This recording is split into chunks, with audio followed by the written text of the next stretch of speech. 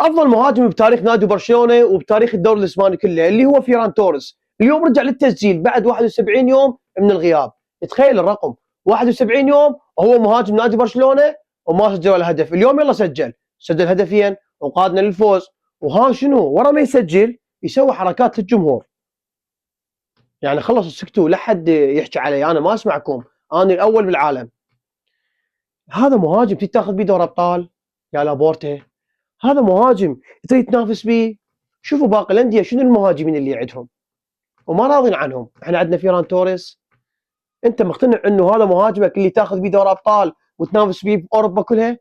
وهو اكثر لاعب مضيع فرص محققه للتسجيل. انا لو العب نادي برشلونه وبمكانه اقسم بالله كل مباراه جول اثنين. برشلونه فاز على اسبانيول بالديربي 4-1 وبنسبه 99% حسم لقب الدوري الاسباني للمره الثالثه على التوالي. شنو الفائده؟ انا ما اريد دوري. انا كل سنه اخذ دوري، كل 5 مواسم 3 مرات اخذ دوري. انا اريد دوري ابطال.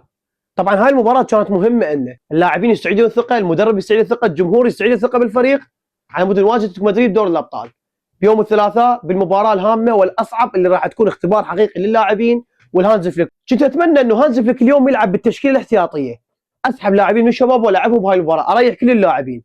بس هانز فليك ما سوى. اعتقد انه هانز فليك جاي يفكر بالدوري اكثر من دوري الابطال. لعب بيدرو ولعب باقي اللاعبين لامين، على عكس اتلتيكو مدريد. هاي التشكيله اللي لاعب بها سيميوني اليوم امام اشبيليه اللي خسر بها 2-1. انا كصانع محتوى ومتابع الدوري الاسباني من سنه 2010 و2009، هاي اللاعبين ما اعرفهم، مجرد اعرف سورلوث باينه وبوبل هذا الموسم اللي عرفته المدافع الايمن. اما الباقيين كلهم ما اعرفهم. وعفوا الحارس موسو اللي عرفته منه انصاب اوبلاك ولعب، ما اعرف ولا احد بيهم. لاعبين من الشباب الفريق الثاني جابهم لعبهم.